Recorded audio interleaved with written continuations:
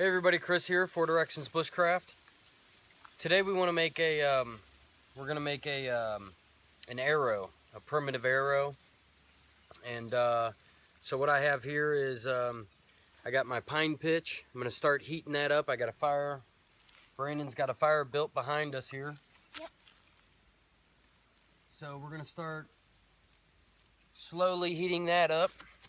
I have my fake sinew. I wish we had some real sinew, but deer season's coming up. Hopefully I'll get some. I have some turkey feathers that we found. And then I also have, an old bird point that I napped out. So also what I have here is just a regular piece, just a regular stick really, off of a choke cherry bush. And it's a little bent, as you can tell. But what I can do is run that over the fire and heat it up and slowly bend it, slowly straighten that out. Also I have a piece of mullein. Now for a useful arrow out, if you actually need to use an arrow, the mullein, it's a little bit lightweight, as you know, and I normally use the mullein branches for decorative arrows. They don't make really good useful arrows because they don't really fly very far or very straight. You know, after you put your bird point on there and your fletchings, it does add a little bit of weight to it, but it's still not a very sturdy shaft for your arrow. So normally, I've heard of people using the choke cherry bushes or trees. I've heard of people using the rose bushes as well. They work really well. And so we're going to try this one today. It does have a center pith to it, kind of like the mullein. So that's gonna come in handy for us. We can dig that out of there and put our bird point on there really easily. And basically this process is really easy. We're just gonna hollow out a section of this. We're going to attach it with our sinew. We're gonna use a little pine pitch here and there. And we'll see if we can't get this done. So stay tuned. So what you do is you just gradually heat this up,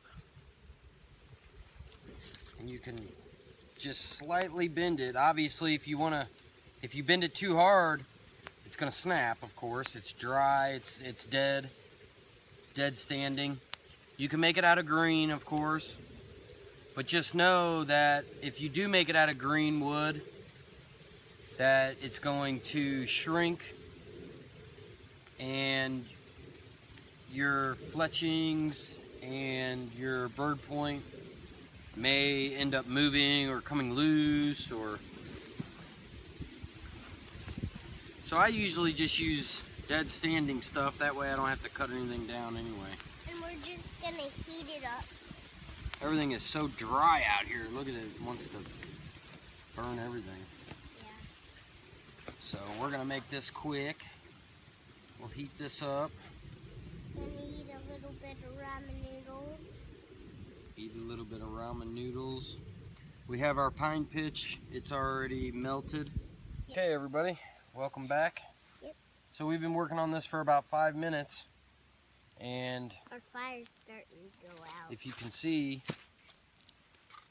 well, you can see our stick is really starting to straighten out nicely. So, just a little longer. So we have our stick pretty darn straight compared to what it was. Our choke cherry bush stick. So what we're going to do is we're just going to basically beaver cut this end off of here and get ready to put our fletchings on here. You can take some of this outer bark off real quick just to kind of clean it up. It's not something that you necessarily need to do. I just think it looks a lot better. I'm gonna hang this one up on the wall so we can take some of this off. Now, if you needed to use this in some sort of survival situation, I mean, you don't necessarily have to do this part.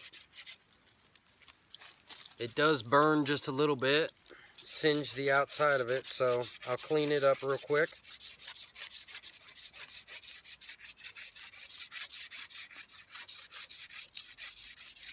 Comes off real easy. And then what we'll do is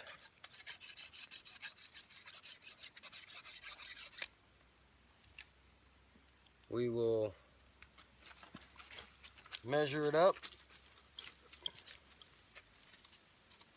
with your body length. So we want to make sure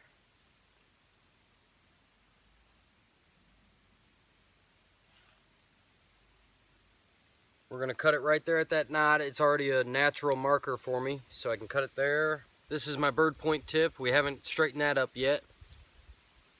This will be my my knock back here. What I want to do is, you see it's got that inner pith, little inner pith there.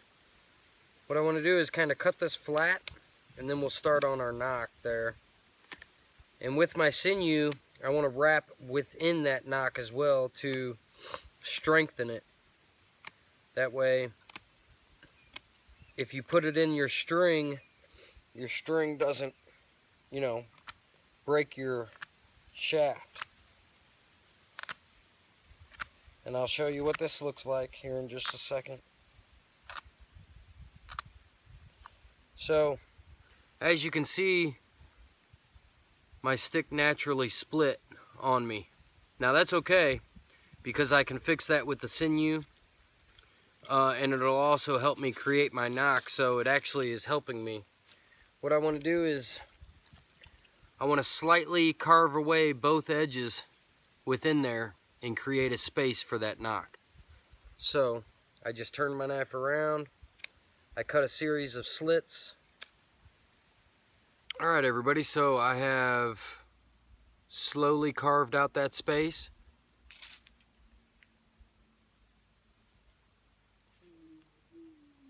I don't know if you could see that, hopefully you can. So you just take your knife like that, turn it around the other way, and you can slowly carve out that space. You can make a series of notches and then cut them loose out of there. So, as you can see, my stick has split, but I can fix that with my sinew. Also, when I attach my fletchings, that'll tighten that up as well. We have our turkey feathers. All we're going to do is split them down the middle. So we're straightening them out. We'll take this end and we'll actually cut it off.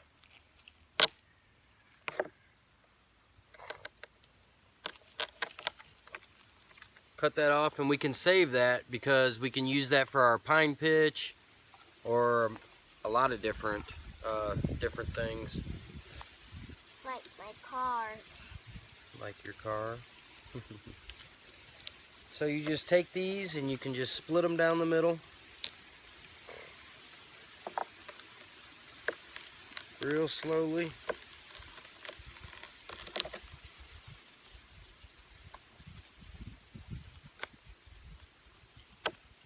I like using turkey feathers a lot because they're obviously bigger. You can find them all over the place in the woods here in Missouri, and they're just easier to work with. So we have one half of our fletching here. It's a little big, of course, depending on your stick.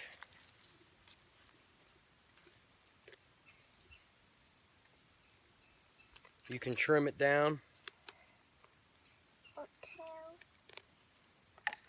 And I'm gonna trim this one down a little. It's pretty big.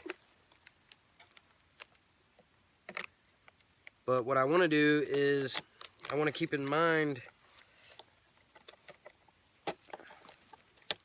they're tough as well. What I want to do is I want to keep in mind that I'm going to take some of these feathers off the bottom here and keep this spine, because that'll help me attach it to my arrow. So what I want to do is just take off a section of these.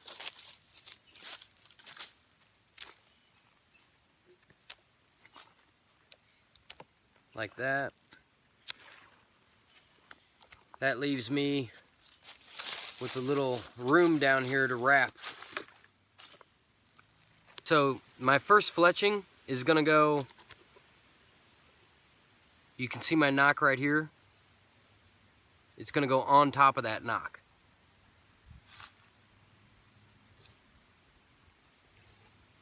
My second fletching is gonna lay on the side of it, and the other one's gonna lay on the other side of it. We got all of our 3 fletchings cut. What we do is we get a nice length of our sinew. If this was real sinew, you'd have to wet it down. You can normally wet it in your mouth real quick. This is obviously fake, so you don't need to do that. So, my first fletching is going to go right on top of my knock. I'm going to start wrapping from the bottom.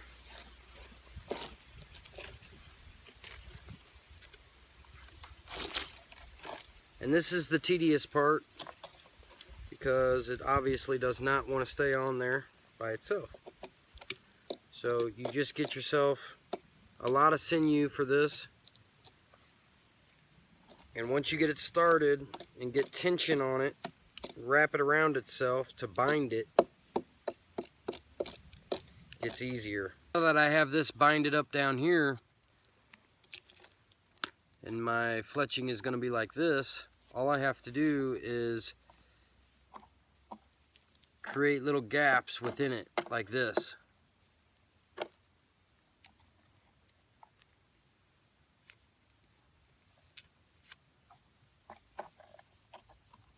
Go up a little farther, create a little gap, and so on.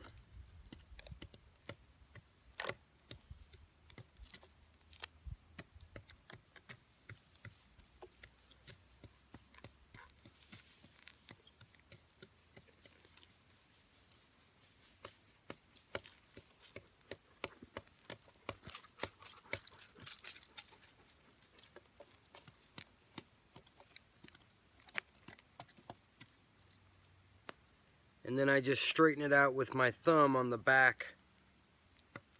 So now you can wrap all 3 of these at once if you're that skilled, but for me, I think it's gets a little tedious all at once. So I'm gonna try to do 2 here at once and then kind of straighten them out as I go. We're doing this pretty quickly, so.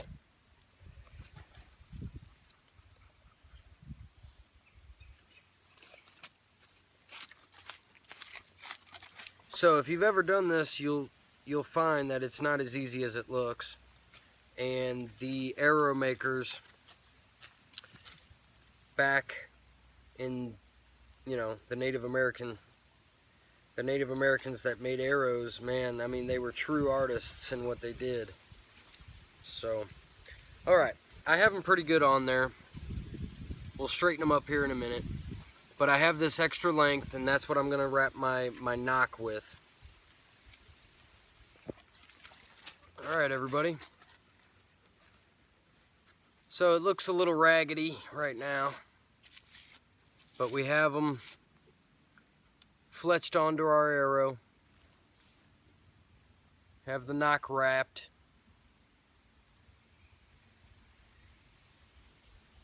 Now I'm not the best at this, but that should fly pretty good. I don't have my bow here, so I'm not going to be able to test it today, but we'll do a testing someday about it. Anyway, that's a quick way to wrap your fletchings. Looks pretty cool. Now we'll go on to the point, so stay tuned. So in order to put this bird point on here, what I want to do is I want to look at my nock here, okay, and I want to remember when I draw it back, I want my arrow to be on top, okay. So what I'm going to do is I'm going to shave both of those ends down so that kind of hugs the arrow. So when I wrap it on, the arrow's got a little stability on there, as well as the sinew wrap.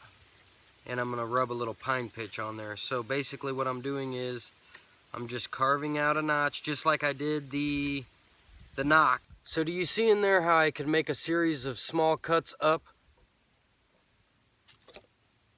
And then all I have to do is cut them out. That's an easy way to notch your arrow. So what I'm doing is I'm just going to thin out the bottom of this because it was just too thick.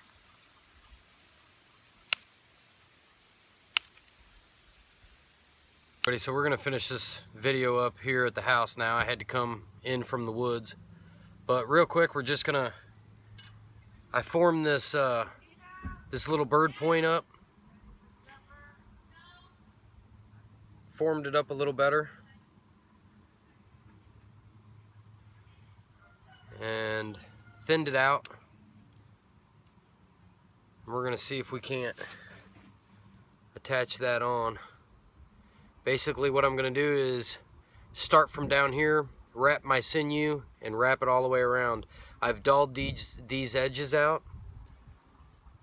I've dulled them out. That way they don't cut my sinew. Do with my sinew, like I did on the back, is I just wrap it around each other itself in order to bind it. And then I just work my way up. Alright, sorry about all the noise.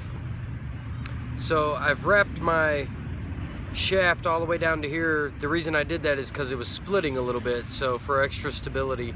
Now I'm ready to wrap my my bird point, and I'm basically just gonna hold it steady, and I'm gonna just keep crossing it over. I'll wrap it around. There's really no format that I use for this. I just try to secure it to the best of my ability. What we're gonna do, seems how we can't have a fire right here, and I don't want to use my camping stove fuel, just using a little sterno here, and I have, like, you know, a homemade stove. We're just gonna heat our pine pitch up with that. It's already starting to melt. That's all we need. And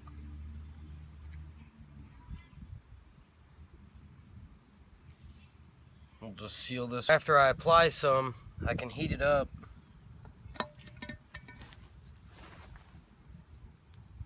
Heat it up a little bit, just so it doesn't burn my fingers. And I can pat it down and form it. Alright, so now I'm just adding... I find this old pepper can works perfect for my pine pitch. I can hold a lot in there. Anyway, I'm just applying some to the end of my fletchings here. Like I said, you don't have to rub it on there very neat. You just rub a bunch on there, and then you can work with it with your hands after it's not so hot. Form it. With this, you want to really work fast because you don't want your feathers to burn, of course.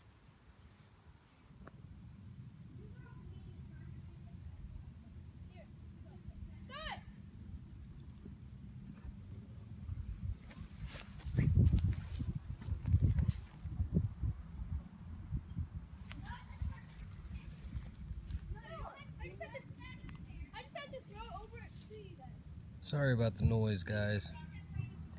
Trying to show you a close-up of this.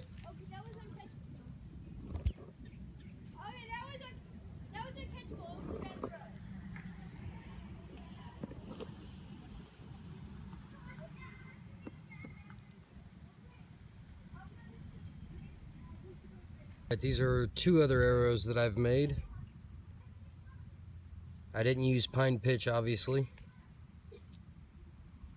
And they're made out of mullein instead of the choke cherry. Fletchings came out a little better.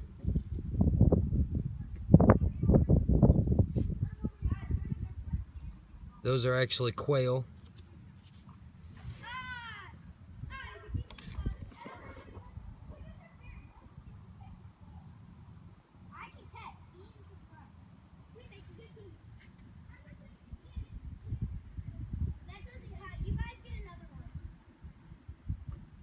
You can see the X in there with the sinew that time, in the knock. The X in there a little better. Anyway, those are my primitive arrows. Alright everybody, so I hope you liked this video of making primitive arrows. Thanks for your views, your comments, and support. You guys have fun out there, and we'll catch you guys on the next one. Take care.